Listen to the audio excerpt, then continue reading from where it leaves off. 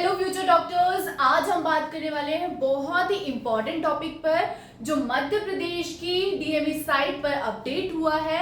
वो है student advisory, यानी जो मध्य प्रदेश में काउंसलिंग में पार्टिसिपेट करना चाहता है मध्य प्रदेश के स्टूडेंट्स फर्स्ट राउंड के लिए, तो उनके लिए है बहुत ही इंपॉर्टेंट नोटिस। तो चलिए उसको डिस्कस करते हैं।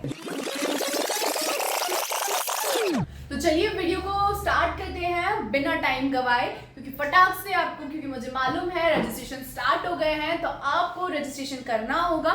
उससे पहले ये सारी बातें आप प्लीज ध्यान में रखें। तो सबसे पहले आप स्क्रीन पे देख सकते हैं, फर्स्ट पॉइंट में यही लिखा है कि अगर आप नॉर्मल या एनआरआई कोटा के लिए एडमिशन लेना चाहते हैं एमपी में, तो उसके लिए आपको एमपी डीएमई की ऑफिशियल वेबसाइट जो स्क्रीन पे आपको शो हो रही है, उस पे आप जाकर अपना जो भी प्रोसेस है वो कंप्लीट कर सकते हैं। आफ्टर रजिस्ट्रेशन सेकंड पॉइंट में हम देखेंगे कि आफ्टर रजिस्ट्रेशन अगर आपको लॉगिन आईडीज मिलती हैं, जैसे कि ईमेल आईडी, फोन नंबर, आपका बैंक डिटेल्स, वो किसी भी अननोन पर्सन के साथ आप शेयर ना करें। जब आप अगर शेयर करते हैं या गलती से उनके पास डिटेल्स चली जाती है, तो वो आपकी काउंसलिंग यानी रजिस्ट्रेशन में गड़बड़ हो सकती है, इसलिए इस बात का आप प्लीज ध्यान में रखें। थर्ड पॉइंट में लिखा है आपको एक मैनुअल की पीडीएफ प्रोवाइड की जाएगी। वो पीडीएफ आपको पढ़ना है और सारी डाउट्स आपके क्लियर हो जाएंगे। लेकिन उसके बाद भी अगर आपको डाउट होता है तो आपको जो स्क्रीन पर एक जीमेल आईडी दिख रही है उस पर आपको अपनी क्वेरीज डालनी है। उसके बाद आपको जो रिवर्ट है वो आ जाएगा, आपका आंसर आपको मिल जाएगा। अब बात करते हैं पॉइंट 4 की। तो पॉइंट 4 है आपकी बैंक डिटेल्स। अगर आप देते हैं तो बैंक डिटेल्स जब आप देंगे तो आपको क्या क्या ध्यान में रखना है, ये चीजें हमें देखना पड़ेगा। तो सबसे पहले आपका सेविंग अकाउंट होना चाहिए। सेविंग अकाउंट नहीं है तो करंट अकाउंट भी चलेगा, लेकिन इन दोनों के अलावा कोई अकाउंट आपका नहीं चलेगा। उसके बाद आपका जो अकाउंट है वो केवाईसी कंप्लीट होना चाहिए आपके अकाउंट का।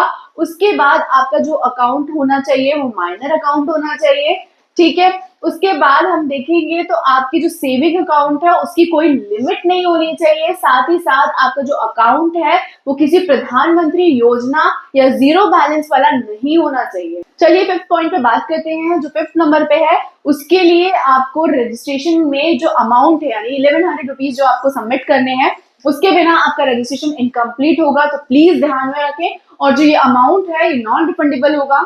अब बात करते हैं पॉइंट 6 की। तो पॉइंट 6 में बहुत ही ध्यान से आप सारी चीजों को नोटिस करें। आपका जो नेट का कनेक्शन है या किसी भी टेक्निकल इशू से अगर कोई इशू प्रॉब्लम होता है तो इसके लिए आपका टाइम इंक्रीज नहीं किया जाएगा। तो प्लीज आप लोग ध्यान में रखते हुए सारे टाइम को फॉलो करें और उसी टाइम में जो डेट दी है उसी टाइम में आप अपने रजिस्ट्रेशन को कंप्लीट करें।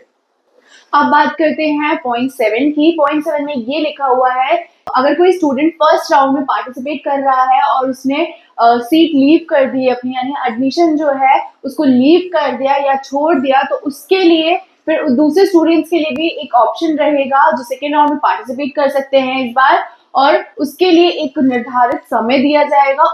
उस समय के अंदर ही उनको वो रजिस्ट्रेशन करना होगा। अगर कोई एडिट करना है तो वो एडिट भी उसमें कर सकते हैं। बात करते हैं 8 पॉइंट की। 8 पॉइंट में ये लिखा हुआ है कि जो आपकी सारी काउंसलिंग है यानी राउंड 1, राउंड 2, मॉपअप राउंड, इन सभी की जो फीस है जो चॉइस फिलिंग के पहले जमा करनी है वो सारी ऑनलाइन होगी। यानी यूपीआई से, net banking, credit card, debit card, online, RTGS, NFT के माध्यम से आप इन सब से फीस सबमिट कर सकते हैं। और हम आपको यही सजेस्ट करेंगे कि आपका जो अमाउंट है वो सफिशिएंट रखें ताकि आपको ट्रांजैक्शन के टाइम कोई भी प्रॉब्लम फेस ना करना पड़े। अब बात करते हैं पॉइंट 9 की। पॉइंट 9 में आपको आईडी प्रूफ देना होगा, यानी आप रजिस्ट्रेशन के टाइम आपको आईडी प्रूफ देना होगा। तो आपके पास अगर पैन कार्ड नहीं है, ड्राइविंग लाइसेंस नहीं है या पासपोर्ट नहीं है, तो आप अपनी 12th की मार्कशीट या अपनी बैंक की पासबुक भी दे सकते हैं।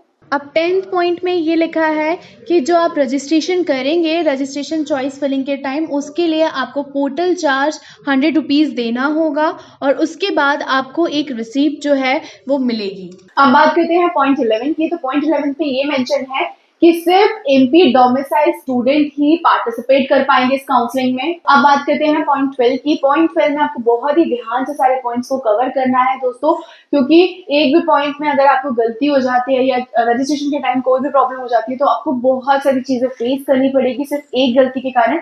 तो ध्यान में रखें। तो चलिए बात करते हैं 12th की, यानी 12th पॉइंट की बात करते हैं। उसमें ये लिखा हुआ है कि चॉइस फिलिंग करते टाइम आप एक अपनी प्रेफरेंशियल लिस्ट बना लें कॉलेज की, उसी के अकॉर्डिंग आप सारे कॉलेज को फिल कर लें। क्योंकि क्या होता है, जो स्टूडेंट्स होते हैं वो सोचते हैं कि हम अपनी कॉलेज की जो भी उनकी फेवरेट कॉलेज होते हैं उसकी लिस्ट तो बना लेते हैं, लेकिन वो सोचते हैं कि नहीं, हमको एटलीस्ट किसी कॉलेज में तो एडमिशन मिल जाए, उसको पहले रख देते हैं और जो अपने पसंद का कॉलेज है उसको बाद में रखते हैं। तो जो पसंद का कॉलेज नहीं होता, अगर उसमें एडमिशन मिल जाता है तो वो एडमिशन छोड़ देते हैं। ऐसी बहुत सारी गलतियां स्टूडेंट्स करते हैं जो कि हमने देखी है।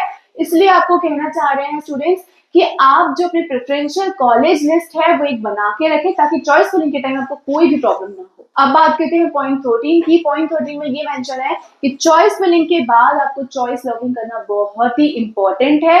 अगर आप चॉइस लॉकिंग करना भूल जाते हैं तो आपको उस काउंसलिंग में सीट अलॉट नहीं होगी। तो प्लीज स्टूडेंट्स, आप ध्यान से सारी चीजों को फॉलो करें, उसके बाद ही अपना चॉइस लॉकिंग करें। अब बात करते हैं पॉइंट 14 की। पॉइंट 14 में ये लिखा है, अगर आपके पेरेंट्स जो हैं वो आर्मी, नेवी या एयरफोर्स में हैं तो उसके लिए एक अलग अलग कोटा है, उसके लिए सर्टिफिकेट लगेगा। पर समटाइम्स ये होता है कि कुछ बच्चे जो फेक कोटा लगा देते हैं, यानी फेक सर्टिफिकेट लगा लेते हैं उस कोटा के लिए, तो वो चीज नहीं अप्लाई होगी। तो प्लीज आप लोग ध्यान में रखें इन सारी चीजों को। अब बात करते हैं पॉइंट 15 की। पॉइंट 15 में ये मेंशन है, जो स्टूडेंट 9 to 12 या 6 to 12 गवर्नमेंट स्कूल में पढ़े हैं उनके लिए 5% आरक्षण होगा। अब बात करते हैं पॉइंट 16 की। पॉइंट 16 में ये लिखा है, अगर आप हैंडीकैप हैं या फिर सैनिक कोटा से हैं, फ्रीडम फाइटर, या फिर आप गवर्नमेंट स्कूल वाले कोटा से हैं, तो उसके लिए आपको सिर्फ एक ही सीट अप्लाई होगी। इसका मतलब ये नहीं है कि आप सैनिक कोटा से हैं तो वहां का भी फिल कर दिया, गवर्नमेंट स्कूल से एजुकेशन लिया है तो वो भी फिल कर दी साथ में। आप मल्टीपल ऑप्शन नहीं चूज कर सकते हैं, आपको सिर्फ एक ही ऑप्शन चूज करना होगा। तो प्लीज स्टूडेंट्स, आप लोग बहुत ही ध्यान से और केयरफुली सारे इंस्ट्रक्शंस को फॉलो करते हुए अपने प्रोसेस को कंप्लीट करें। अब इसके बाद बात करते हैं हम 17 पॉइंट की। 17 पॉइंट में ये लिखा हुआ है, जैसे ही आपको सीट अलॉट होती है आप अपनी आईडी डालकर आप अपना सीट अलॉटमेंट जो है वो डाउनलोड कर सकते हैं। अब 18 पॉइंट में आपको जैसे ही अलॉटमेंट आएगा, आपको वहाँ पर जो भी डॉक्यूमेंट्स रिक्वायर्ड हैं आपको कॉलेज में पहुँचना होगा। वहाँ पर सारी स्क्रूटनी टीम वहाँ बैठी होगी, तो आपको सारी चीज़ें वहाँ पे गाइड कर दी जाएगी। अब 19 पॉइंट में ये लिखा है कि जो भी स्टूडेंट सेकेंड राउंड में अपना अपग्रेडेशन करना चाहते हैं तो वो अपग्रेडेशन ऑप्शन पर क्लिक कर सकते हैं और अपनी जितनी भी फॉर्मेलिटीज़ हैं वहाँ पर वो कंप्लीट कर कर अपग्रेडेशन कर सकते हैं। अब पॉइंट 20 की बात करते हैं। 20 पॉइंट में ये लिखा हुआ है कि अगर आप सेकेंड राउंड या मॉपअप राउंड में अपग्रेडेशन करना चाहते हैं तो उसके लिए फिर आपको इन्फॉर्म करना पड़ेगा और सीट लिविंग बॉन्ड आपसे नहीं भरवाया जाएगा, पर आपको 500 रुपीज़ का एक शपथ पत्र बनवाना पड़ेगा। जैसे जैसे टाइम आता जाएगा नियर आपको सारी चीज़ें जो है वो क्लियर होती जाएंगी। अब 21 पॉइंट की हम बात करें तो 21 पॉइंट में ये लिखा हुआ है, जो MCI और NMC ने डिसेबिलिटी जो कैंडिडेट्स हैं उनके लिए जो सेंटर दिया है वहीं से आपको सर्टिफिकेट बनाना है। अगर आप कहीं और से सर्टिफिकेट बनाते हैं तो वो वैलिड नहीं होगा। अब बात करते हैं लास्ट पॉइंट यानी 22 पॉइंट की। उसमें ये लिखा हुआ है कि मध्य प्रदेश की जितनी भी स्कॉलरशिप है जो MP गवर्नमेंट प्रोवाइड करती है उसकी जो भी डिटेल्स है वो MP की ऑफिशियल वेबसाइट पर अपडेट है, तो आप वहां से चेक कर सकते हैं।